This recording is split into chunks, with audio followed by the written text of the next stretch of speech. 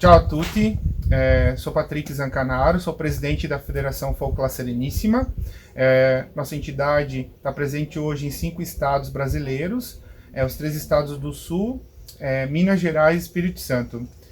Hoje nós estamos aqui presente para dar abertura do 4º Seminário de Dança e Tradizione Popolare Italiane, que é um projeto ganho através da Lei de Incentivo à Cultura, da Lei Aldir Blanc, e gostaria de falar brevemente sobre a nossa entidade. Nós iniciamos já há alguns anos a entidade, porém oficialmente legalizada a partir do ano de 2018, onde estivemos presentes na Itália, participando do 14º Raduno dei Gruppi di Venetinia, onde oficialmente a nossa associação criou um vínculo de amizade junto com esta entidade representativa dos grupos folclóricos da região do Vêneto. Desde então a gente vem agrupando os nossos grupos no Brasil. Somos predominantes de origem vêneta, porém a entidade é aberta a todos os grupos que têm interesse em manter e fomentar a cultura italiana dentro do nosso país. Nos próximos 3 dias faremos uma série de vídeos apresentando um pouco da nossa cultura e das nossas tradições populares, seja através da dança, da música, do canto, da gastronomia, enfim, tudo que engloba as nossas tradições. Quero agradecer a todas as pessoas, as entidades, as associações que fizeram parte desse projeto e também agradecer principalmente os nossos amigos da Associação Venetinia na Itália, que tiraram um grandiosíssimo tempo para colaborar com a gente e estão fazendo parte desse projeto que reúne Brasil e Itália. Olá, sou Rafael Zanoni, estamos aqui na linha Colônia Sela, interior do município de Chapecó. Eu falo representando a Federação Folk La Sereníssima, no estado de Santa Catarina. Estamos aqui de frente ao nosso Museu de Resgate da Cultura Italiana, tá? Um local que tem várias indumentárias, artigos que os nossos antepassados usaram para desbravar essa região e hoje a gente guarda aqui como lembrança. A maioria dos imigrantes italianos que migraram para essa região, desbravaram, são oriundos do norte da Itália, mais precisamente de Treviso. Por isso se fundou aqui a Associação Trevisani nel Mondo, que mantém, entre outras atividades, o grupo folclorístico Colônia Sela. Tá? Resgata a cultura através de dança, de canto e outras atividades pertinentes ao folclore italiano. Aqui no estado de Santa Catarina, a primeira colônia de imigrantes italianos se instalou onde é a cidade hoje de São João Batista. Porém, a maior concentração atualmente fica no sul do estado, cidades como Nova Trento, Uruçanga, Nova Veneza, Criciúma e etc. Daí você vem me pedir, e aqui no oeste não tem italiano? Tem bastante. O pessoal que migrou para essa região são os italianos oriundos do Rio Grande do Sul. Entraram em Porto Alegre pelo litoral, subiram a serra, desbravando mata, para chegar até aqui e desbravar a grande região oeste de onde estou falando hoje. As maiores marcas que os imigrantes italianos nos deixaram estão presentes até hoje no nosso dia a dia. O dialeto vêneto, culinária, costumes, etc., que são tão autênticos que quando tu vê, não tem como confundir. Tu vai dizer, isso aí é coisa de italiano. Temos imenso orgulho dos nossos antepassados que em tempos difíceis, com condições diferentes, bem diferentes do que a gente encontra hoje, desbravaram, colonizaram, deram início a grandes centros urbanos, industriais, comerciais e, sobretudo, a esse paraíso que chamamos de Santa Catarina. Estou aqui hoje representando uma imensa turma de gente animada, disposta, empenhada em continuar, em manter viva toda essa tradição, todos esses costumes que fazem muito bem para nós hoje relembrar dos momentos difíceis, também dos momentos alegres, que todo aquele pessoal que nos antecedeu, vindo da Itália, trouxe para essa região. A seguir, então, eu vou falar sobre os associados aqui em Santa Catarina da Federação Folk La Sereníssima. Temos então como filiados o grupo, nós aqui, Grupo Folclorístico da Colônia Sela, em Chapecó, Grupo Folclorístico Piave, Pinhalzinho, Grupo Folclorístico San Gaetano, São Lourenço do Oeste, Grupo Folclorístico Lácio de Amore, de Caxambu do Sul, Grupo Folclorístico Il Tramonto, Planalto Alegre, Grupo Folclorístico Mesa Luna, Nova Erechim, Grupo Folclórico Italiano La Montanara, de Água Doce, Grupo Folclórico Italiano El Belo Ballo, de Pinheiro Preto, Grupo Folclórico Italiano Volare, de Três Itilhas, Associação Grupo Folclórico Madonna de Caravaggio, de Guaraciaba, Grupo Ítalo-Germânico de São Miguel do Oeste, Grupo Cultural Italiano de Serra Alta, Grupo Folclórico Salto de Itália, de Salto Veloso, e Grupo de Danças Italianas Stella Danzante, de Celso Ramos.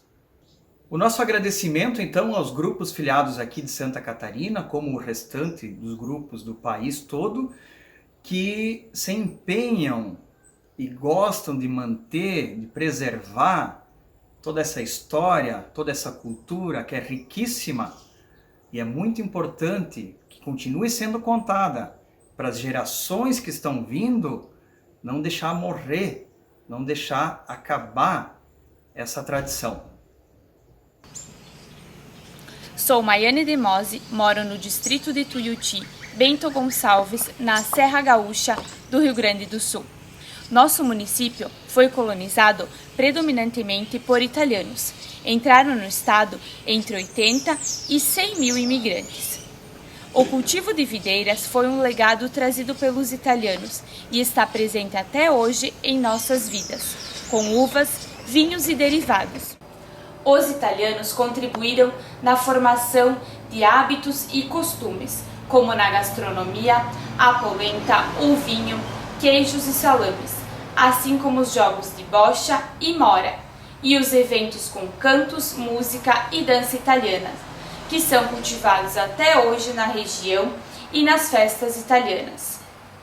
Na Serra, temos eventos como a Festa da Uva em Caxias do Sul, a Fena Vinho em Bento Gonçalves, a Fena Champi em Garibaldi, a Fena Milho e a Festa Itália em Santo Ângelo. Hoje estou representando a Federação Folk La Sereníssima Rio Grande do Sul.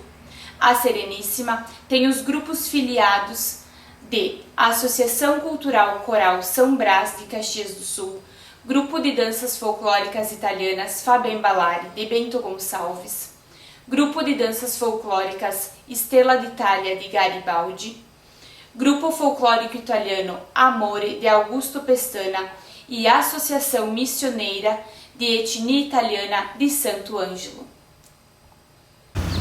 Ciao a tutti!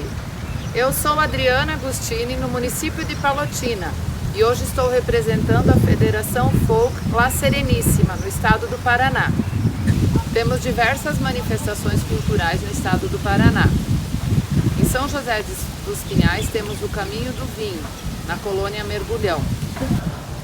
Em Curitiba temos o bairro Santa Felicidade, onde se destaca a gastronomia italiana. Também eles promovem a Festa da Uva. No município de Colombo, também próximo a Curitiba, temos a Festa da Uva. Também faz parte da Federação La Sereníssima o grupo folclórico italiano Piccola Italia do município de Campo Largo, no Paraná. Hoje eu represento o grupo folclórico de dança italiana do município de Palotina, que também faz parte da Federação La Sereníssima. O município de Palotina fica no oeste do Paraná. Ele conta aproximadamente com 35 mil habitantes e foi colonizado lá no início da década de 40, especialmente por descendentes de imigrantes italianos vindos do Rio Grande do Sul. Em 1960, ele foi emancipado como município. Então, esse ano, em 2022, ele estará completando 62 anos de emancipação. O município de Palotina recebe esse nome em homenagem aos padres palotinos que vieram junto com as primeiras caravanas.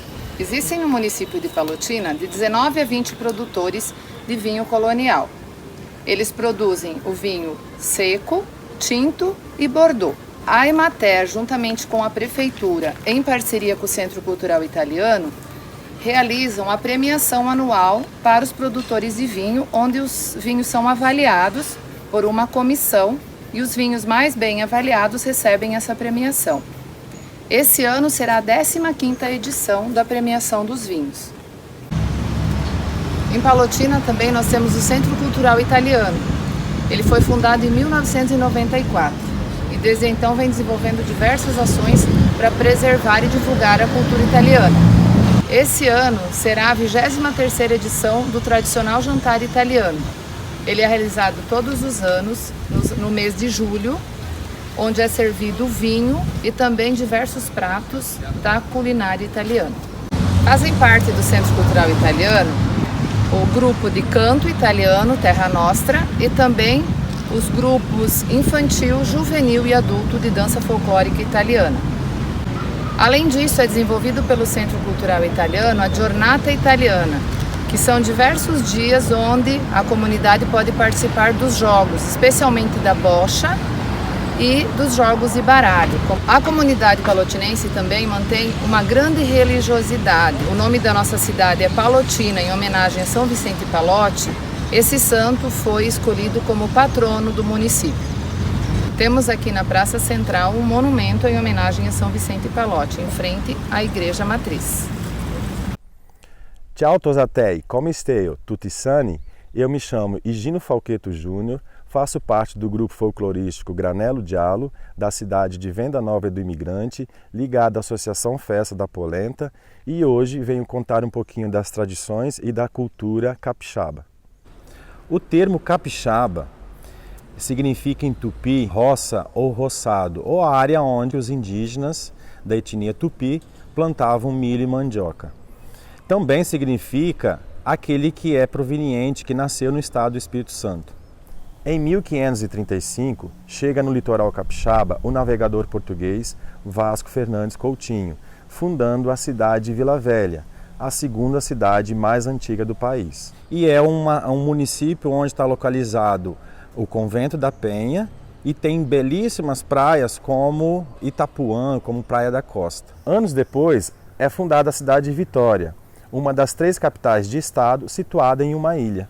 O nome Espírito Santo é devido ao fato do navegador português ter chegado no estado num domingo, no dia da comemoração de Pentecostes, dia do Espírito Santo. Foi por isso que foi dado esse nome ao estado. A partir de então virou uma capitania hereditária, depois uma província, hoje o estado.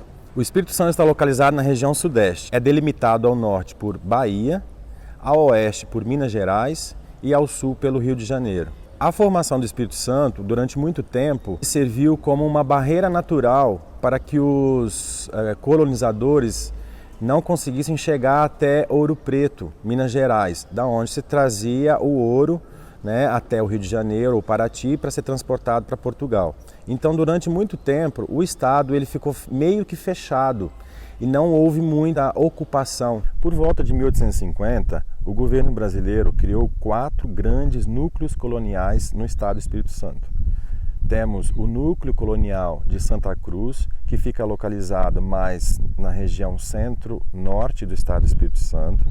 Temos a colônia de Santa Leopoldina e Santa Isabel, que está mais na região serrana. E temos a colônia de Rio Novo, que está localizado mais ao sul do estado. Os imigrantes italianos que vieram para o estado do Espírito Santo ocuparam principalmente o núcleo colonial de Santa Cruz e a colônia de Rio Novo. A partir daí, os imigrantes italianos foram povoando o estado e formando novas cidades. Em relação à cultura e à tradição italiana e suas festas no estado do Espírito Santo, podemos citar algumas principais. A Pomitafro, realizada no município de Vila Pavão, no norte do estado. A Carretela del Vin e a Festa do Imigrante Italiano, realizada no município de Santa Teresa. O Encontro da Cultura Italiana de Araguaia, realizado no município de Marechal Floriano. A Serenata Italiana e a Festa da Polenta, realizada no município de Venda Nova do Imigrante. No estado do Espírito Santo temos em torno de 9 a 10 grupos folclóricos que têm como base a cultura e as tradições italianas. Desses grupos, nós temos 3 que são filiados à Federação La Serenissima. Temos o grupo Piccinini dei Monti, de Araguaia, do município de Marechal Floriano. Temos o grupo Lute dei Monti, de Rio Novo do Sul, e temos o grupo folclorístico Granelo Dialo, de Venda Nova do Imigrante.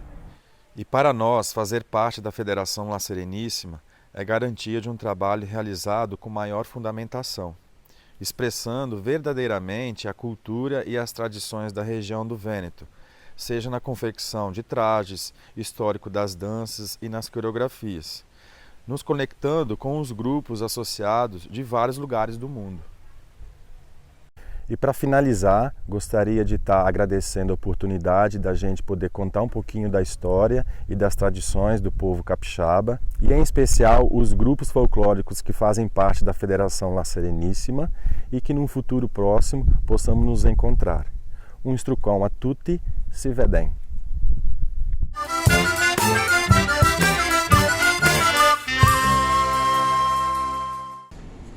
Bom dia, antes de tudo me apresento, sou Salvatore Di Venezia, o cônsul geral da Itália para os estados do Paraná e Santa Catarina, e então estou gravando este vídeo a pedido e a convite do Patrick Zanganaro, que é o presidente da Federação de Folclore La Sereníssima.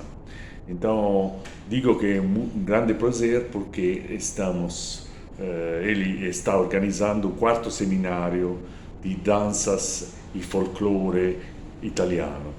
Este seminário quer resgatar as grandes tradições italianas dos 2 estados, mas também de outros 3 estados da Federação Brasileira.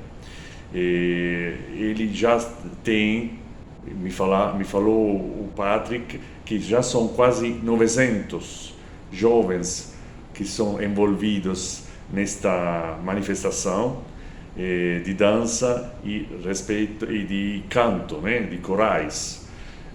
Digamos que este é um estímulo para os jovens participar e resgatar as suas próprias origens. Através deste seminário, eu agradeço também ao Patrick para divulgar a cultura italiana. E também, através do seminário, vamos também informar e atrair as jovens gerações para conhecer mais a Itália, a cultura da Itália e as outras, a Itália de hoje, não só a Itália dos antepassados. Por isso que eu acho que esta iniciativa do Zancanaro é muito interessante, então estimulo a todos vocês de participar deste evento. Muito obrigado.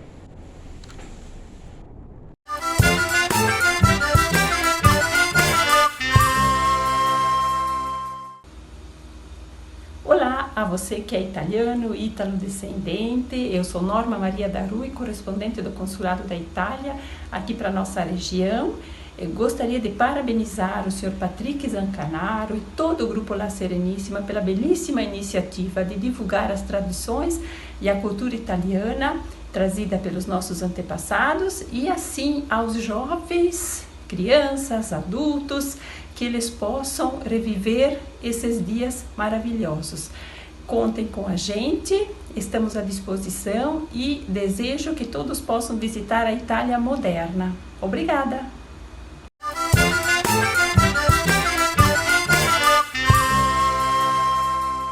Sani cari veneti, mi chiamo Fernando Menegatti e sono ministro da língua veneta qua in tel Brasil. Sono de estar in tel cidade de Bento Gonçalves, região da Serra Gaúcha, estado brasiliano del Rio Grande do Sul. Dunque, lasciami contarvi un fiasetto de storia del me lavoro con la lingua dei miei vecchi. In l'anno del 2017 mi sono interessato in lingua veneta perché sempre sono stato interessato in storia europea e dopo che desiderissimo così che ho cascato in l'universo della storia del mio popolo, mi sono appassionato dalla storia veneta, che per disgrazia è una storia che non la sei mia così conosciuta da altri qua in Brasile. Vi dico che i discendenti, per di solito i discendenti dei Veneti, in Brasile noi conosciamo la storia della Serenissima Repubblica di Venezia e tutto questo passato, no? Questo passato pieno di ricchezza. E dunque, in 2019 sono andato in Veneto per capire l'essenza dell'anima veneta in la terracuna. E dopo che sono tornato in Brasile, ho deciso di lavorare con cultura e lingua veneta e così l'ho fatto. A me ho fatto su una scuola che si chiama Lingua Mare, proprio così, la lingua mare è la lingua dei veneti, no? La lingua mare è la nostra lingua mare al manco. E le da 2 anni belche che insegno questa nostra lingua alla nostra gente. Vuol dire che mi insegno lingua, marcatamente lingua veneta, a tutti quei discendenti dei veneti che sempre che vogliono imparare questa lingua qua, sempre che vogliono impararla, però noi capiamo come impararla, dove impararla. Per dirvi poi, avevo che alcuni di questi miei scolari ne parlano un centinaio delle sue storie. Era questo, qua è il profilo Lingua Mare sull'Instagram e qua potete caricare fuori tutto che fa me anche su YouTube se vuoi. Però questo profilo ho deciso di mostrarvi perché se vuoi potete anche scominciare ad andare drio del progetto Lingua Mare, della scuola Lingua Mare, di Lingua Veneta in Brasile e così qua è più facile di caricare. Per esempio, i miei scolari, sto qua. È un dei scolari e vi mostrerò cosa che dice lui. Nel caso della mia famiglia, il Veneto, si staccava via dagli altri attraverso il tempo, gli eventi storici. Mi sono dovuto imparare il Veneto attraverso il recupero culturale e forse si potrebbe dire anche per via di una razão ideológica minha. A língua veneta não é só que instrumento de comunicação, mas anche o nosso patrimônio. Per la comunità non solo qua, ma anche in Veneto, la lingua è la nostra identità, la nostra storia. E chi non l'ha presa mia, la butta via che fa scoasse. Sono qua, mi chiamo Fernando Timossi e sono qua per parlare del corso di Lingua Mare, la lingua veneta, da Fernando Menegatti. Tosi, vi raccomando il corso con Fernando Menegatti, che è un corso bello, di una lingua con una extra grande importanza culturale, storica, può imparare con l'ultima riforma grammaticale che ha fatto là. È una lingua extra viva che molta gente la parla nella regione del Veneto e siete sì discendenti del Veneto o neanche se non siete mia discendenti del Veneto, però ti piace imparare lingue belle, vi raccomando Lingua Veneta con Lingua Mare del Fernando Menegatti. Grazie a tutti. A me piace la lingua veneta perché la rappresenta una gran parte della storia della mia famiglia. Io sono discendente di terza generazione di immigranti veneti e così, dunque come brasiliano, sono anche un veneto nella essenza personale, non è vero? Poche ero piccinini a sentir parlare dei miei genitori e dei miei nonni. E così, adesso che ho un tempo libero, mi sono interessato a imparare un fiato di questa bella lingua, che la mi porta dei bei ricordi. Per il gruppo di discendenti veneti, la preservazione della cultura autonoma mi pare fondamentale, che senza cultura non ne è un popolo. E allora vi mostro un pochettino di cose che faccio anche su YouTube. Piccinine lezioni di lingua veneta che le metto fuori su YouTube dove i veneti brasiliani e poi imparare diciamo un pochettino in più sulla nostra cultura e la nostra lingua, il nostro parlare. Guarderemo. Sani cari veneti, come se io mi sto bene, grazie. Dunque, in cui che le vendere o venere, che modo parole per dire la stessa roba. Venere o vendere, tutto la stessa roba. In cui che le venere o vendere, scominceremo a fare, diciamo, un schiaramento in piso la lingua veneta. Dunque, devo scominciare qua la struttura della lezione. È sempre importante che vi faccio vedere che un fiasetto della struttura della lezione vuol dire di quel che guarderemo qua. Allora, nossa agenda nessa aula. Sto qua è un toco in portoghese, no? Nossa agenda nessa aula. Ledar, drio e l'audio. Ledar, drio e l'audio. E sti qua sono alcuni dei lavori che fa OMI e così la gente la può istruirsi sulla lingua veneta, sul canale YouTube e anche fare il corso. Levro ad esempio il corso che les intero con me, che nel TV in lungo più manco 2 anni, perché ti tocca scrivere puito, ti tocca parlare puito, e beh non, lei fa un corso normale delle lingue, no? Ma prima che cominci a fare questa lezione di storia veneta, vorrei mostrare un altro episodio del mio lavoro che les viene sto fuori anche sulla TV italiana e che è una roba extra bea. Farà il giro del mondo attraverso i social. È il cartone animato che ha come protagonisti i veneti che vivono nei 5 continenti. È nato a Verona ed è stato presentato in Consiglio regionale. Che podino, ciao, mi sono da Cipilo e fai al dottor. Da che parte è lo sto Cipilo? Ah, ben, te spieghe, Cipilo è una comunità veneta di più o manco 4.000 abitanti. Alfredo Dossetti Mazzocco da Cipilo, Messico, Fernando Zanella Menegatti dal Brasile, Matteo Borsato dal Canada, Bruno Guidolin dall'Australia, Mariana Jelicic Buic dall'Istria. Sono 5 ambasciatori con passione e orgoglio che a migliaia di chilometri di distanza dalla terra d'origine testimoniano il valore unico della lingua, della cultura e della identità veneta. Sono i protagonisti dell'ultimo cartone animato di Dino da Sandrà, creatura di Nicola Brusco, che con Alessio Gamba ha coinvolto i veneti nel mondo. Il presidente del Consiglio regionale, Roberto Ciambetti, ha applaudito all'iniziativa destinata ad essere veicolata attraverso i social. Un cartone animato con le voci originali dei veneti nel mondo è un modo per riannodare i fili con tutte le comunità residenti nei 5 continenti. Questo video è una testimonianza che noi lasciamo ai ricercatori del futuro, dando loro un messaggio molto importante, nella speranza che essi possano cogliere la valenza del lavoro di chi si ostina a difendere l'identità e la cultura veneta all'inizio del terzo millennio. Non una battaglia di retroguardia, ma una sfida culturale di grande rilevanza. Il cartone animato, che ha avuto il sostegno del consigliere Stefano Valdegamberi, è stato messo online subito dopo la conferenza stampa di presentazione. Una iniziativa, hanno sottolineato i promotori, che va oltre l'aspetto culturale, avendo intessuto rapporti di amicizia tra i protagonisti del video. Alfredo Dossetti Mazzocco, lei è un dottor e durante il periodo Covid mi contava anche quel che stava succedendo là, quindi si crea un rapporto di amore per dire ma ti come stai, la tua famiglia com'è, proprio una roba grande. Mi con il corso queste persone qua e grazie a Facebook io conoscesti e siamo diventati parecchi amici.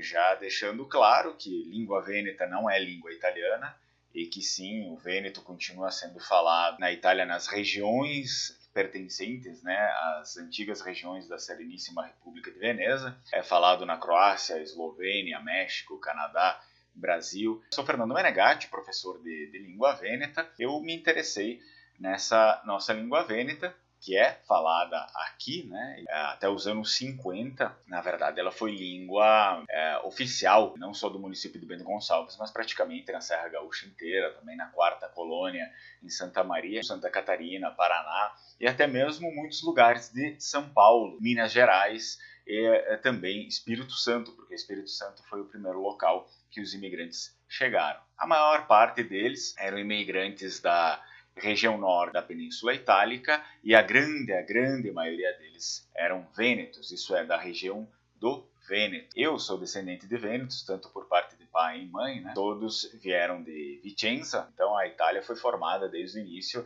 por vários povos que tinham suas etnias diferentes e suas línguas diferentes, e ainda hoje falam as suas línguas. Eu já tinha estudado, né, o vêneto aqui, e lá eu tive essa oportunidade de me aprofundar ainda mais. Na Península Itálica, digamos que a história povoada da Península Itálica começa no ano 1000 a.C., que se aponta na literatura como os primeiros povos da Itália. Dentre os primeiros povos da Itália, a gente encontra os vênetos. A cultura vêneta, que ela começa aqui no Nordeste, né? Quando falam de cultura vêneta em 1000 a.C., eles consideram toda essa região. Vêneto, Friul, Trento. Antes da gente se aprofundar um pouco mais nisso, eu sempre faço esse exercício, né? Eu peço para as pessoas se elas conhecem essa figura. Se trata de Antônio Vivaldi, né? Ele vive aí de 1678 a 1741, um grande compositor, todo mundo conhece, né? Ele nasce na Sereníssima República de Veneza. A Itália ela começa a surgir em 1815, né, com as campanhas de anexação. Antes disso, existiam vários estados. É uma figura que nunca falou italiano. Outra figura muito conhecida, Andrea Palladio, em 1508 a 1580, um grande arquiteto. Andrea Palladio, we like to think of him as probably the most influential architect in history. Acabou sendo referência para a arquitetura clássica, para a arquitetura americana. Não? Outra figura muito importante que só falava vêneto, imigração. A gente já pode se deparar aqui com as primeiras casas dos imigrantes, né? Em sua grande maioria eram vênetos, e a gente vê que eram casas feitas num estilo muito rústico, né? Geralmente madeiras e tal. Mas, em pouco tempo, eles começam a ter prosperidade. Isso aqui é uma foto de meados dos anos 30 em Bento Gonçalves, mas é uma prosperidade que ela já vem desde muito antes, né? Já é algo muito avançado, digamos, para aquele período, e em tão pouco tempo. Eles começam a chegar a partir de 1870, em tão pouco tempo eles já desenvolvem. A gente vê que em muitos lugares no mundo, por exemplo, nunca se chegou a desenvolver muita coisa, né? Mas eles fazem tudo em tão pouco tempo. Esse aqui é um vídeo sobre a construção da cidade de Veneza, para depois a gente linkar do porquê que se prospera tão rápido. Venice's bridges are more than pedestrian walkways. Hidden inside the Rialto Bridge is a remarkable example of the secret engineering behind this aquatic city.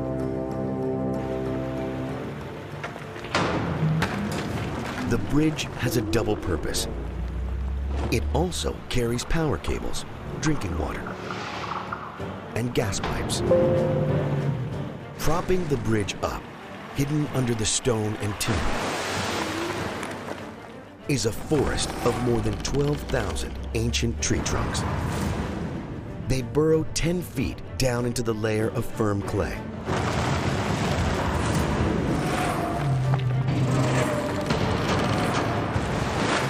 The 400-year-old posts support more than 10,000 tons of weight. Wooden posts like these are found all over the city. Venice's buildings stand on more than 10 million tree trunks that were harvested on the mainland hundreds of years ago. A vast forest submerged in waterlogged ground keeps the structures from sinking into the mud. Vocês conseguiram observar aí toda a obra de engenharia que eles fizeram naquele tempo para construir Veneza. Foi tudo abraço e inteligência. Obviamente, né, essas pessoas vieram para cá já com tudo isso, com todo esse conhecimento absorvido de séculos e séculos na cabeça. E, então, né, para aqueles que dizem, mas era pori coloni, miseri coloni, né, non lo sé, mia cosita, não? Porque não sabia ler, porque não sabia escrever. Bom, até muito pouco tempo ninguém sabia, a não ser as pessoas muito abastadas, porque a educação não era para todos. Essa é uma realidade muito recente, né? É aquela coisa, olhar o passado com os olhos de hoje fica muito, muito mais simples e muito mais fácil de criticar. Essa outra personalidade histórica, que eu acredito que muitas pessoas conhecem aí, Marco Polo. Marco Polo foi um dos nomes muito importantes, digamos assim, principalmente para o comércio, para a abertura do comércio mundial. É ele que abre o comércio entre a Europa e a Ásia com a sua Rota da Seda. 1254 a 1324, grande nome aí, também só falava vêneto e latim, né? As pessoas na época elas sabiam bastante do latim, porque o latim ele fazia parte como língua também, como língua oficial dos estados. Tem até uma série na Netflix, é uma série sobre o Marco Polo. Quem quiser assistir está lá disponível. Eu assisti a primeira temporada, muito bacana, e conta essa cruzada, digamos, dele, né, entre a Europa e a Ásia. Tem muita coisa interessante aí. História antiga. Lusácia é uma região que se encontra entre a Alemanha e a Polônia, e foi daqui que surgiram as primeiras tribos, chamadas como tribos venéticas. Então a gente começa a expandir um pouco mais o discurso e ver que, na verdade, no início, em 1700, a gente está falando mais ou menos, antes de Cristo, impulsionado pelo comércio do âmbar, esses nossos ancestrais aqui antes de Cristo, né, nessa conjuntura da história, eles vieram de outro lugar. Eles saem desse ponto aqui entre Polônia e Alemanha e começam a se espalhar por conta da Rota do Âmbar. Muito interessante porque a literatura muitas vezes nos aponta, por se tratarem de mesmas tribos, eles acabaram se intitulando por nomes muito semelhantes, não? Esloveni, né? Islo mais Vênetos, eslovenos. 1300 a.C. é uma data muito fundamental para a história dos Vênetos, porque começamos com a cultura dos campos de urnas. Se acredita que essa cultura dos campos de urnas, perpetuada principalmente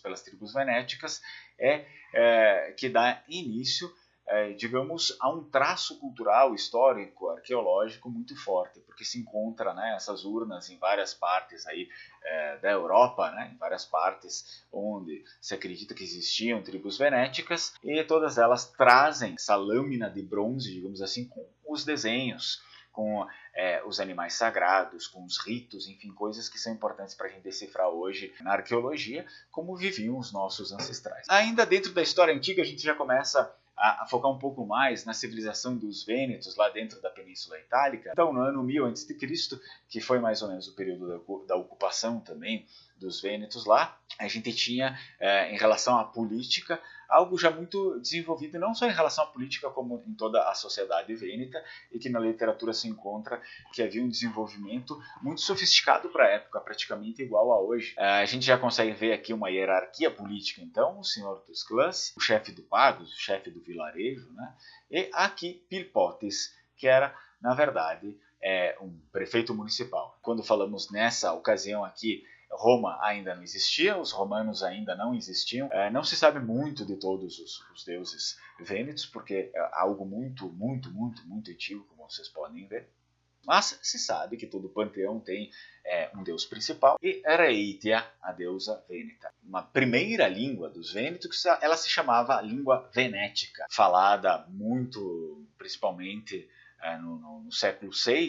Ela era escrita não no alfabeto latino, mas ela era escrita em runas. Então a gente tem a história dos paleovênetos, do período originário, né, que eles chamam de cultura autóctone, que seria uma cultura independente, com ênfase na Idade do Ferro, em 400 a.C., uma identidade vêneto-celta. Por quê? Porque os celtas começam a se espalhar pela Europa e eles também adentram no Vêneto. Na figura 3 a gente tem a romanização, que não foi só para os vênetos, mas também principalmente para toda a Europa.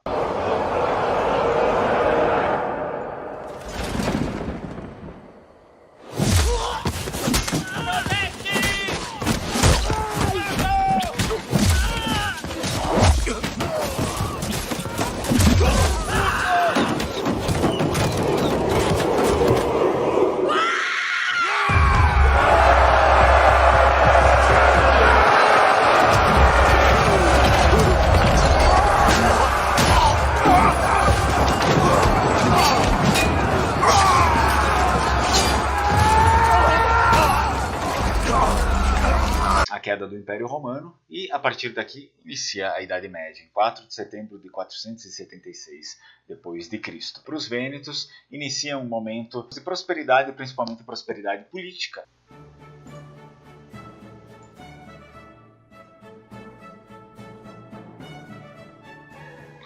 Então a gente já começa a falar sobre Sereníssima República de Veneza. Ainda na Idade Média, essa república surge dentro desse período, desse contexto político, que eles precisam se organizar para se proteger de muitos outros ataques aí, externos.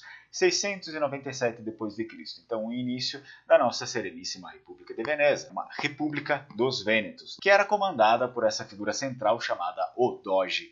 Ele que comandava muito da política vêneta daquela época. Venice's republic, La Serenissima as it was known, was firmly in the hands of its nobility. Only those whose names were listed in the Golden Book, the city's registry of nobility, could join the Great Council, which appointed all senior officials through a complex system of voting and drawing lots. They chose 40 of their members to form the Quarantia, who supervised economic affairs, and 200 to 300 to form the Senate, the main legislative body, attended in addition by the Republic's admirals, generals and diplomats. The elected head of government remained the Doge, his powers had been steadily diminished, until by the 1400s, though he continued to wield huge influence.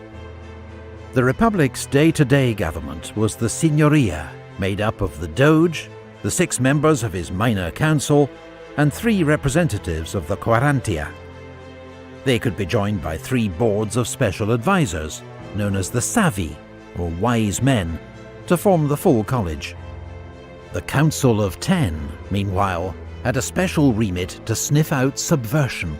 That Venice's constitution contained the 3 classical forms of government: democracy, oligarchy, and monarchy, in perfect balance, and so ensured social harmony and stability.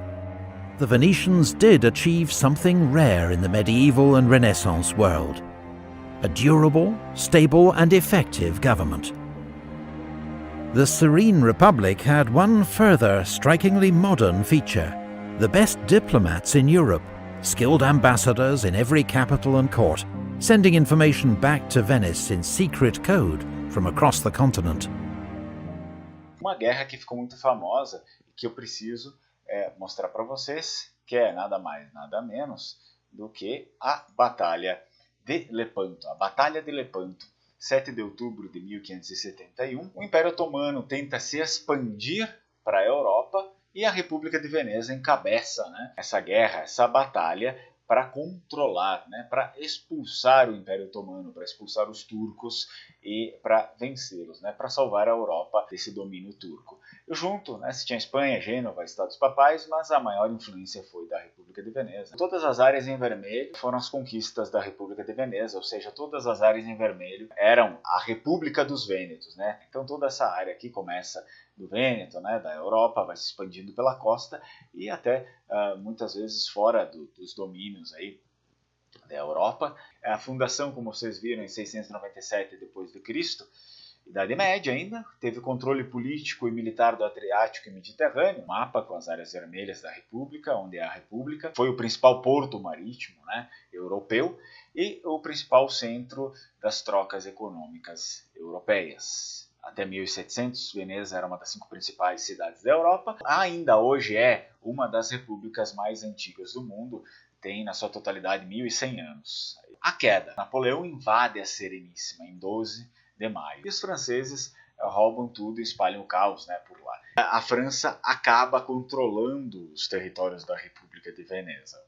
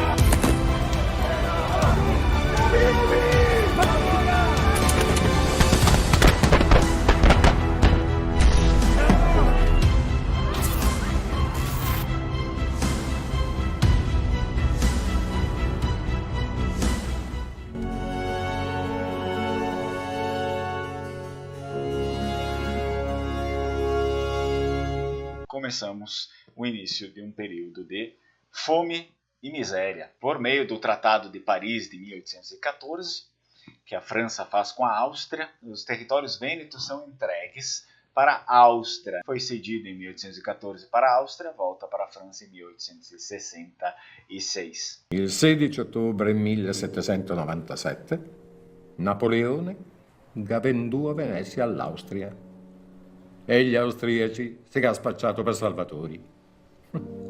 Si usa chiamarlo salvare quando si entra in casa d'altri senza permesso e ci si serve al loro tavolo. Ma nel 1805 Napoleone ritorna, e questa volta da imperatore. Altro che liberté, égalité, fraternité. Tantum ergo sacramentum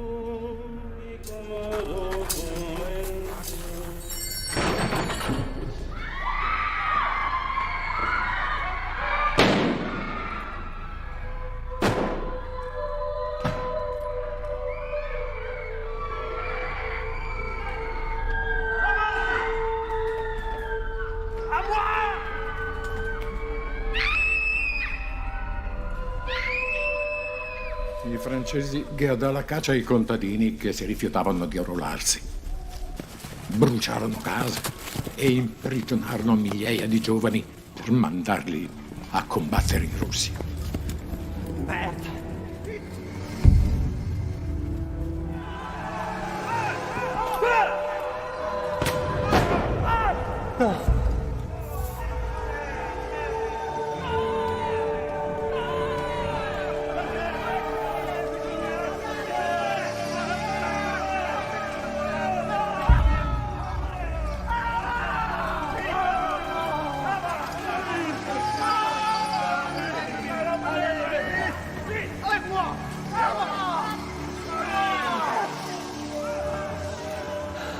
Amico, avevo fortuna, una gran fortuna. Noi si riuscì a prendermi. In Russia ci sono morti più di 20.000 nostri compaesani. Non è giusto dimenticare la fortuna avuta, soprattutto a una certa età. E soprattutto quando il ricordo dei compagni persi si fa sempre più forte. E le notti sono difficili da far passare. A França entrega o Vêneto, né, para a Itália em 1866, porque a Itália desde 1815, quando mais ou menos surge, né, por aí, um reino chamado Itália, era um pequeno reino que queria, digamos, anexar tudo que tinha ao redor. Depois disso, vocês sabem o que aconteceu, né? Imigração vêneta em 1870, a partir de 1870. Porta con te le tue radici.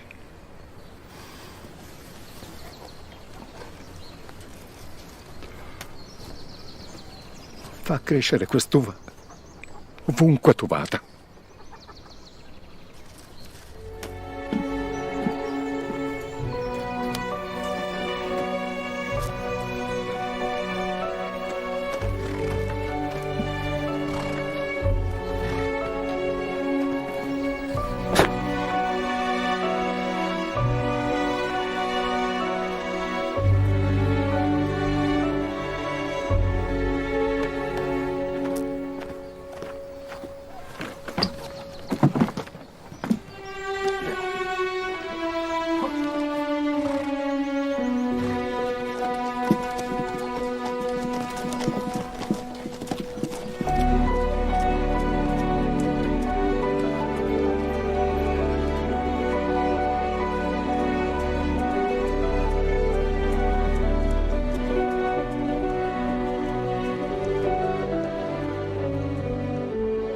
Então, em 1867, o primeiro ano após o Vêneto pertencer à Itália, os impostos duplicaram. Então, em 1869, foi o terceiro ano após o Vêneto pertencer à Itália, com o famoso imposto sobre a farinha, os impostos triplicaram. 9 anos após o Vêneto pertencer à Itália, inicia aí a imigração, né, principalmente para o Brasil. Em 25 anos de imigração, emigraram mais de 1 milhão de pessoas lá do Vêneto, mais de 55% da população do ano de 1866. Túlio de Mauro, um dos mais importantes linguistas italianos, né, relata aí que no momento da unificação da Itália, apenas 2,5% da população de toda a península sabia falar o italiano.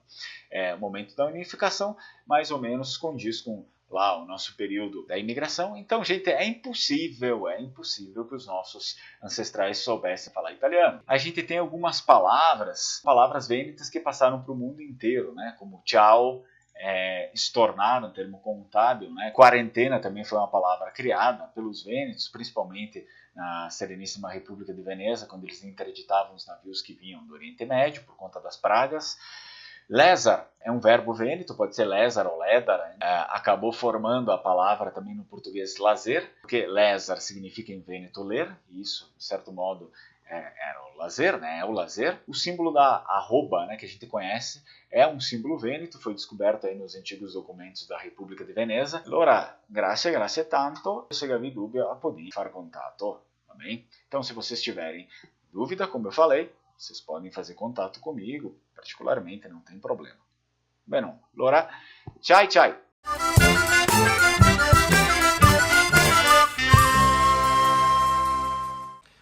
Alô pessoal do Projeto Sereníssima, eu sou Fabiano Carneiro, gestor cultural, programador, curador e palestrante, e nós vamos falar hoje sobre o tema acessibilidade cultural e acessibilidade nos espetáculos. Bom, a gente não pode falar de acessibilidade sem antes também se autodescrever. Eu sou moreno claro, cabelos pretos, eu tenho uma barba grisalha, eu estou vestindo uma camisa de botão laranja clara com uma camiseta preta por baixo, eu tenho fones de ouvido, estou no meu escritório com uma janela ao fundo e atrás uma árvore na rua e umas cortinas. Tem também do meu lado direito um armário e aonde a gente vai estar falando sobre esse tema tão importante para os nossos dias, que é a questão da acessibilidade para a área da cultura. Então, a partir dessa autodescrição, eu sempre costumo dizer que a importância que nós estarmos também em comunicação com as outras pessoas. Esse é um ponto extremamente relevante quando a gente fala da questão da acessibilidade. Sabermos de que forma nós vamos nos comunicar com as outras pessoas que estão nos assistindo. Eu queria começar também falando sobre a questão teórica de qual o conceito da acessibilidade. O que é a acessibilidade? A acessibilidade é a possibilidade e condição de alcance para a utilização com segurança e autonomia dos espaços mobiliários, sejam equipamentos urbanos, edificações, transportes, sistemas e tecnologias, bem como outros serviços e instalações abertos ao público, ou seja, de um setor público ou de um setor privado. Isso dentro da zona urbana ou na zona rural, por pessoa com deficiência ou mobilidade reduzida. Então, a partir daí, nós temos também algumas dimensões da acessibilidade. Quais são elas? Dimensões arquitetônicas, dimensões de comunicação e informação e também dimensões práticas, educacionais e culturais, que vai ser onde a gente vai focar a nossa conversa. Bom, a acessibilidade cultural, ela está presente no nosso dia a dia, no setor que vai desde o espaço onde a gente está utilizando para essa atividade da área da cultura, também do ponto de vista de interlocução do artista com a pessoa com deficiência ou não, e também a questão da acessibilidade cultural do ponto de vista da pessoa com deficiência na cena. E é importante a gente ressaltar isso, porque quando a gente pensa em acessibilidade cultural, a primeira coisa que vem à cabeça é um teatro, né, um espaço e uma rampa para que essas pessoas possam ter acesso àquele espaço. E não é isso, não é somente isso. A acessibilidade cultural ela é muito mais ampla. Então, do ponto de vista da perspectiva do artista com deficiência, a importância de nós termos pessoas com e sem deficiência dentro da cena, em contato com o público, com o espectador. Também nós pensarmos a dimensão do ponto de vista estrutural, os teatros, os espaços, onde que vai desde de uma rampa, como eu falei, de acesso, passando também pela perspectiva de uma cadeira de obeso, para a pessoa que tem essa condição de poder ter esse acesso àquele espaço cultural. Também a gente pode trazer, do ponto de vista do espectador, um piso tátil para a pessoa que tem uma deficiência visual ou com baixa visão, para que essa pessoa também tenha acesso a esse espaço. Isso é muito importante quando a gente pensa na acessibilidade cultural. Nós temos também espetáculos de pessoas integrantes do elenco, pessoas que tenham deficiência, que possam estar incluídas na cena. Então, isso a gente, a partir do momento que a gente tem essas possibilidades de inclusão e as possibilidades de trazer as pessoas com deficiência para a cena, a gente está também indo ao encontro da questão da acessibilidade. E nós temos também uma legislação a partir daí, que é a Lei Brasileira de Inclusão da Pessoa com Deficiência. Essa lei, ela é a Lei 13.146, ela é de 2015, e uma lei muito recente, mas que cada vez mais os nossos estados e municípios, e também do ponto de vista federal, a gente poder estar em consonância com essa lei brasileira de inclusão da pessoa com deficiência. Bom, a gente pode falar um pouco também de alguns recursos de acessibilidade. Eu vou mencionar aqui alguns recursos de acessibilidade que podem estar inseridos dentro do contexto dos espetáculos culturais. Então, eu vou trazer um pouco para a nossa reflexão alguns exemplos de recursos acessíveis, né? São eles, o primeiro deles, né? Vamos citar o Braille. O que é o Braille? Vou ler aqui para vocês. É um sistema de leitura e escrita feita por meio do tato, destinado a pessoas cegas. Muitos de nós têm acesso ao Braille, né? Alguns livros em Braille. Então, sua escrita é baseada na combinação de 6 pontos, dispostos em 2 colunas de 3 pontos, cada, que permite a formação de letras, símbolos e números. É interessante. Então, muitos materiais, quando a gente pensa na questão da cultura, muitos materiais como folders, programas, manuais, legendas de obras, etiquetas e cardápios que são utilizados nos eventos ou nos espetáculos, eles podem ser produzidos em Braille. Isso facilita extremamente o acesso da pessoa que é cega ou baixa visão, a partir do momento em que ela tem o acesso ao Braille do espetáculo, desde o folder até mesmo nas etiquetas, ou então num cardápio. Por exemplo, quando a gente pensa num restaurante, que o restaurante quer se tornar um espaço acessível, ele pode ter um cardápio em Braille. É importante lembrar que os materiais em Braille são acessíveis somente para pessoas cegas que leem Braille.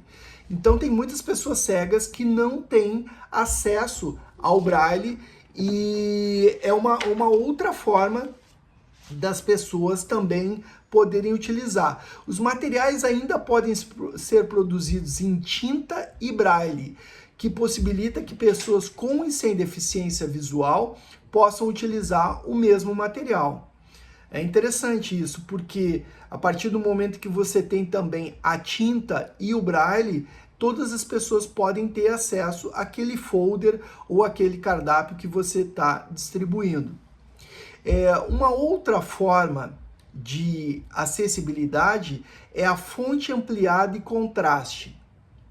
As pessoas com baixa visão utilizam recursos de ampliação de fonte, que vão desde o celular e também o contraste de cores, para auxiliar a leitura de textos impressos ou em telas de computador e smartphones. No caso, como eu falei, do celular, o próprio tablet, né, hoje em dia, ele tem essa possibilidade de utilização de um contraste maior para a pessoa que é cega ou que tem uma baixa visão. Na verdade, uma pessoa que tem baixa visão, a pessoa que é cega, ela não vai ter esse acesso, mas a pessoa com baixa visão, ela pode utilizar a fonte ampliada e o contraste. Ampliar o tamanho da fonte possibilita maior conforto na leitura, sendo importante também o cuidado na seleção das fontes, que devem ser em serifas. Isso é um tipo de denominação própria da fonte ampliada. Um contraste entre as cores do fundo e da fonte facilita a visualização dos registros. Recomenda-se que seja claro sobre escuro, ou escuro sobre claro, para justamente dar esse contraste, tendo 70% de contraste entre eles. As combinações mais comuns são branco e preto, azul e royal, e vermelho e verde. É interessante, porque você fazendo esse contraste de cores, você amplia a possibilidade da pessoa que tem baixa visão poder ter esse acesso ao smartphone e também ao computador. Vale ressaltar que a combinação vermelho e verde, apesar de indicada para pessoas com deficiência visual, pode gerar dificuldade para pessoas daltônicas, que é um outro tipo de pessoa com deficiência. A pessoa daltônica, ela não tem acesso ao vermelho e verde. Uma alternativa é associar os ícones a cada cor. Por exemplo, no preenchimento de formulários, muitas vezes usa-se a cor verde como indicar que a resposta está correta e a cor vermelha quando há algum problema. Isso pode gerar um ícone, pode-se agregar ao verde um ícone de correto e ao vermelho um X. Nos ambientes virtuais, os tipos de contraste estão disponíveis por meio de recursos de acessibilidade presentes nos equipamentos ou plugins criados para essa finalidade. Também as lupas eletrônicas são recursos de tecnologia assistiva que ampliam as fontes e possibilitam contraste para acessar os materiais impressos. Ou seja, quando tem aquela lupinha, você pode ter um tipo de tecnologia assistiva. Bom, uma outra forma que nós temos também, um outro recurso, é a descrição de imagens e a audiodescrição. O que é isso, né? Isso é comumente usado também nos espetáculos de dança, de teatro, os espetáculos também disponíveis de maneira online. A descrição das imagens é um recurso que traduz em palavras as imagens e cenas. Por exemplo, o bailarino foi para o lado direito, levantou a perna, baixou a cabeça, aonde entrou a bailarina e fizeram um duo. Isso é um tipo de audiodescrição de um espetáculo e que vem sendo comumente utilizado durante esses espetáculos de maneira online, sobretudo nesse período da pandemia. Nós temos uma série de espetáculos que, durante o período da pandemia, utilizaram o recurso da audiodescrição por serem espetáculos online, não presenciais. É utilizado em audiovisual, em obras de arte, em espetáculos, em literatura, em materiais de comunicação, em redes sociais, em sites e outros conteúdos imagéticos.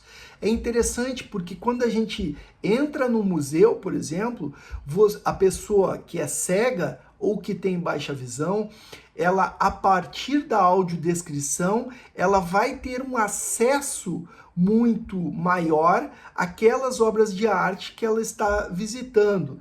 Na literatura, por exemplo, nós temos uma série de livros que hoje eles já têm a descrição das imagens e também a audiodescrição desses livros. São algumas formas.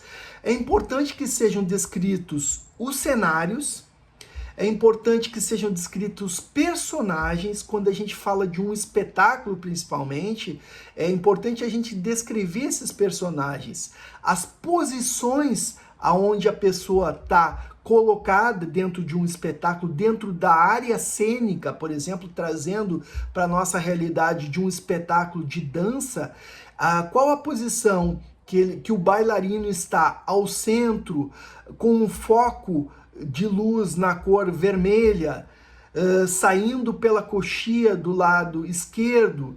É uma forma de também nós estarmos descrevendo aquela imagem que está acontecendo.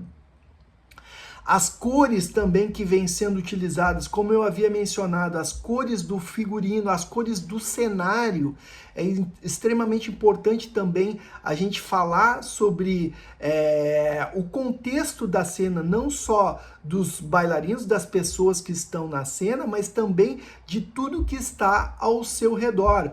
Cenário, a iluminação cênica. E os detalhes de conteúdos que o usuário os desfrute plenamente, ou seja, também todos os outros adereços que possam estar dentro daquela cena.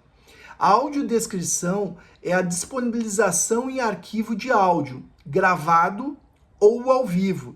É interessante porque cada vez mais o recurso da audiodescrição ela vem sendo utilizado ao vivo, porque nós temos alguns espaços, alguns festivais, por exemplo, trazendo para a nossa realidade de festivais de dança, que possuem ao vivo pessoas que estão assistindo e que estão fazendo essa audiodescrição, mas ela pode ser gravada.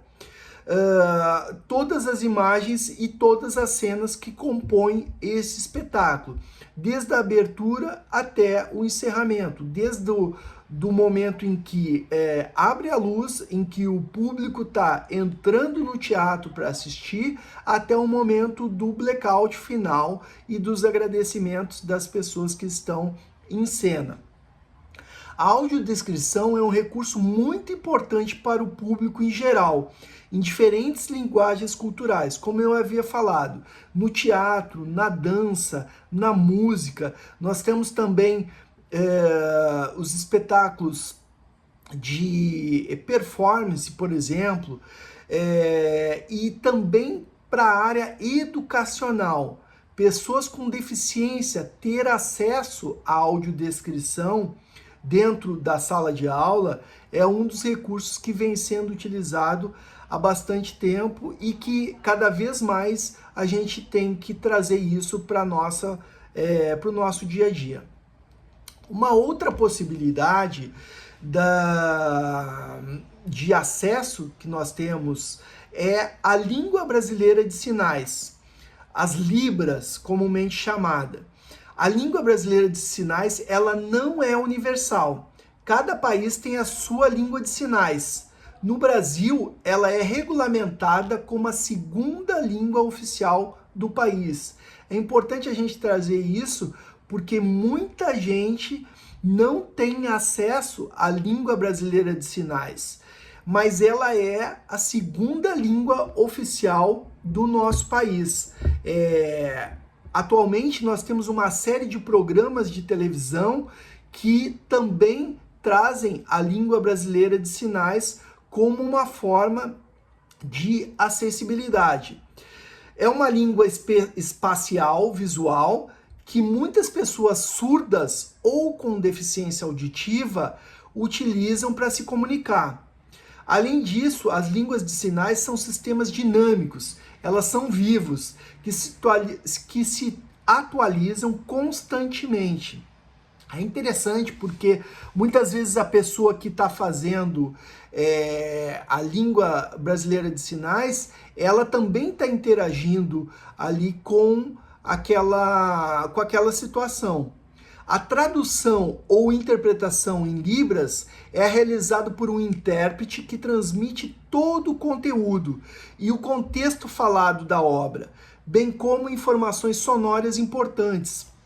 É interessante isso, possibilitando que as pessoas surdas ou com deficiência auditiva tenham acesso aos conteúdos.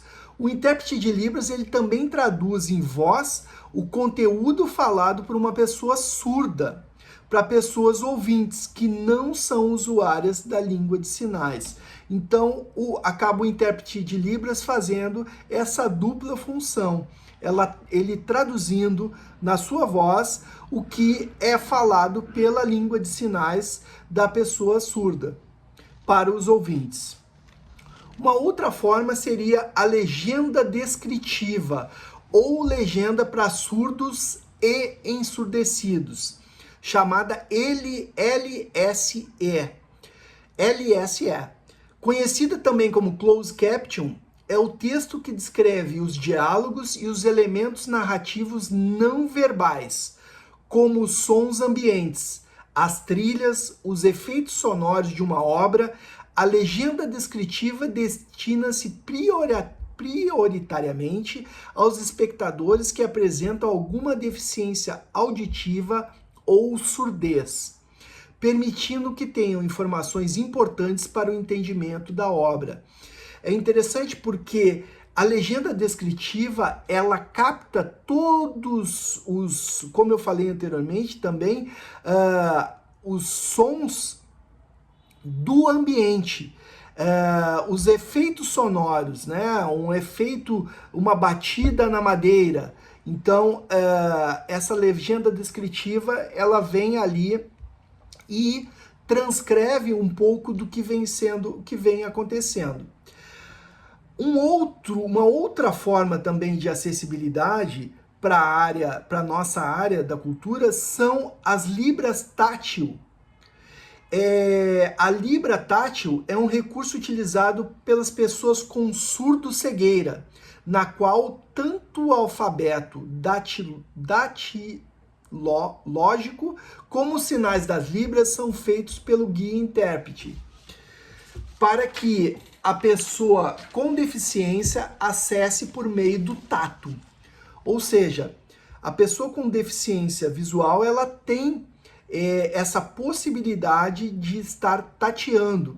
O guia-intérprete traduz o conteúdo oral, o contexto, o ambiente e faz a descrição dos objetos.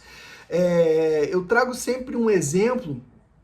Temos uma companhia de dança, por exemplo, em São Paulo, que ela fez uma exposição durante uma temporada de um espetáculo aberto para pessoas com deficiência, aonde ela expôs todo o cenário que vinha acontecendo naquela obra.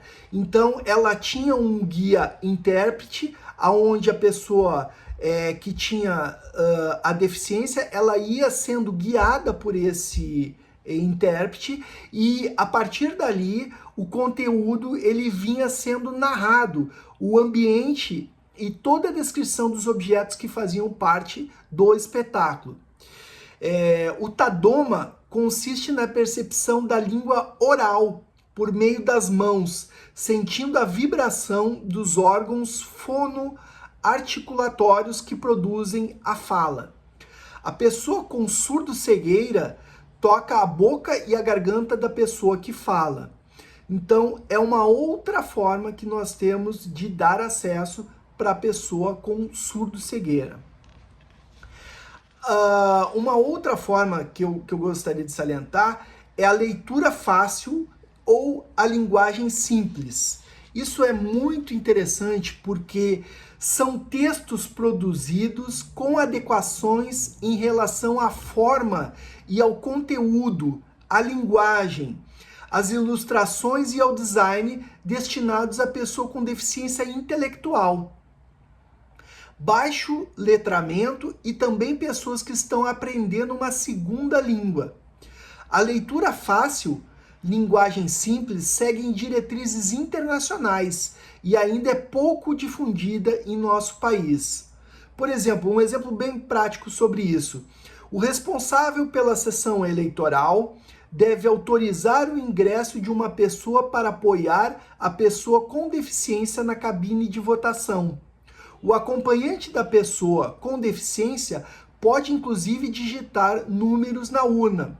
Então, ele descreve o que é uma sessão eleitoral. Sessão eleitoral é o nome do lugar onde pessoas vão votar.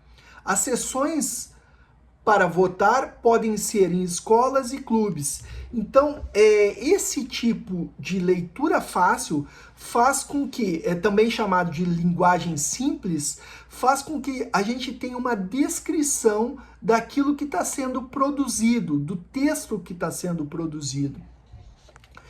Uma outra forma de acessibilidade que nós temos é a comunicação suplementar e alternativa. É um conjunto de recursos, ferramentas e estratégias que contribuem para ampliar as possibilidades de comunicação, interação e produção de sentidos das pessoas que apresentam algum tipo de comprometimento da linguagem oral. Ou seja, esses recursos eles englobam a utilização de sinais gráficos, de ícones, desenhos, fotografias, imagens, acompanhados ou não de escrita, em diferentes suportes, como papel, prancha e aplicativos. Por exemplo, quando você vê uma figura que tem uma cadeira de rodas e a pessoa sentada, você já associa que aquele espaço é um espaço destinado à pessoa com deficiência. Então, é uma forma da gente também poder estar descrevendo aquele espaço. Um outro recurso que também é comumente utilizado são os recursos táteis. São objetos, mapas, maquetes, miniaturas e reproduções que representam objetos e outros elementos, como a utilização de texturas e relevos, que contribuem com a compreensão e o acesso à informação. Quando a gente entra, por exemplo, numa agência bancária, você vai ter acesso ao piso tátil, que é um piso que vai conduzindo a pessoa, que vai desde o espaço da pessoa onde ela está, o caixa eletrônico. Ele tem também, normalmente, numa agência bancária, um mapa tátil, onde a pessoa vai saber quais dos lugares que a pessoa pode tirar o dinheiro, falar com o gerente, entrar em contato com o caixa, por exemplo. Isso é interessante porque cada vez mais nós temos que trazer esses recursos táteis para a área da cultura, para os nossos espaços culturais. Por exemplo, um teatro, é interessante a gente ter um mapa tátil para que a pessoa que tem uma baixa visão possa se guiar, saber onde tem uma plateia, onde tem o palco, onde tem o camarim, por exemplo. E isso também a gente tem que trazer para os nossos espaços que vêm sendo utilizados por pessoas com e sem deficiência. Uma outra forma que nós temos de recurso acessível é a sinalização. Os símbolos gráficos são importantes recursos para a comunicação das pessoas em geral, e particularmente das pessoas com deficiência intelectual, com transtorno de espectro autista, com baixo letramento e estrangeiros que estão aprendendo uma nova língua. São também utilizados para a sinalização visual de espaços e para indicar ações do cotidiano. Existem sinalizações visuais, táteis e sonoras, bem como de localização, advertência e instrução. Elas precisam ser autoexplicativas, perceptíveis e legíveis a todos. Por exemplo, um símbolo de uma pessoa com um cachorro ao lado, ela diz respeito ao símbolo do cão-guia, da pessoa que tem a possibilidade de estar com um cão-guia. O símbolo do Braille são aquelas bolinhas, aqueles círculos, aonde embaixo está escrito Braille. O símbolo da pessoa, o símbolo de baixa visão é aquele olho onde tem um corte ao meio. Então tem hoje em dia, quando a gente acessa também por meio de uma obra em algum canal, tem aquela legenda ali, o símbolo de CC, que significa Closed Caption, significa legendas ocultas. Muitas vezes, quando a gente tem o símbolo de uma mãozinha para cima e uma mãozinha para baixo, ele significa o símbolo das libras. Então, o símbolo também de pessoas com nanismo. É importante a gente ter essa sinalização nos diversos espaços culturais que a gente tem acesso.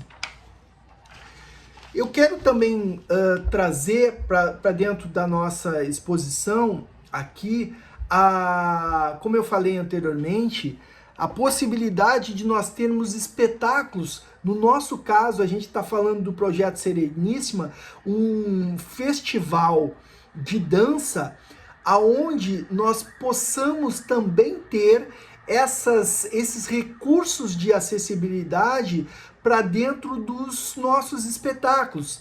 Por exemplo, a gente poder ter uma tradução em libras. A tradução em libras para dentro dos espetáculos também sinaliza uma forma de acessibilidade, porque você está também proporcionando uma inclusão da pessoa com deficiência que vai ter acesso aos espetáculos que estarão disponíveis de forma online.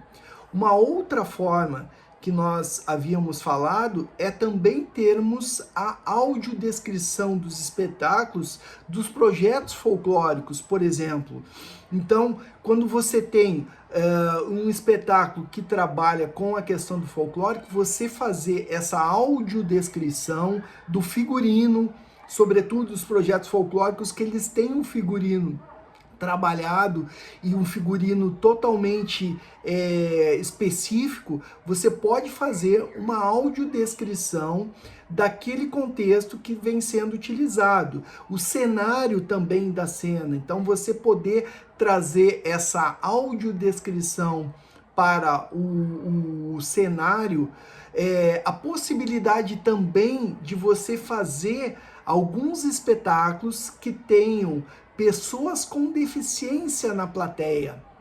Poder fazer uma visita, como nós falamos anteriormente, uma visita dessas pessoas com deficiência para dentro da cena, antes de um espetáculo, fazer uma sessão onde a pessoa com deficiência, que tem uma baixa visão, possa estar em contato tátil com o cenário, com o figurino e até mesmo com os bailarinos que podem estar caracterizados, para que essa pessoa também fique familiarizada dentro da cena. Então, é uma forma de nós incluirmos e podermos também estar proporcionando uma sessão, uma temporada de um espetáculo também acessível para esse espetáculo, seja ele folclórico, seja ele contemporâneo, seja ele um espetáculo de dança. É interessante porque a dança, por ter na sua concepção movimentos, a audiodescrição ela acaba sendo uma ferramenta comumente utilizada. Então, a partir daí, nos festivais, a gente pode também trazer essas possibilidades e estarmos de alguma forma criando recursos de acessibilidade para o festival de uma maneira mais ampla. Eu queria trazer também um caso que durante a pandemia nós criamos um festival que é o Festival Acessibilidança. Foi um festival nacional, onde nós tivemos 25 projetos contemplados de diferentes regiões do Brasil, e nós disponibilizamos no canal do YouTube. Esse é um exemplo também de um festival de dança acessível, onde foram apresentados espetáculos folclóricos do norte do Brasil, espetáculos contemporâneos também, espetáculos das 5 regiões, onde todos os vídeos que foram disponibilizados, eles recursos de acessibilidade, como libras, como legenda e também como a audiodescrição. Então, eu queria fazer um encerramento dessa palestra, desse bate-papo com vocês. Primeiro, parabenizando ao Projeto Sereníssima por estarmos aqui em contato com as pessoas de uma forma bem inclusiva, também me colocar à disposição de vocês para que muitos e muitos festivais possam estar trazendo esses recursos de acessibilidade para dentro da sua programação, tão importante para os nossos dias. Parabéns, parabéns ao festival e que possamos cada vez mais estar em contato. Um forte abraço.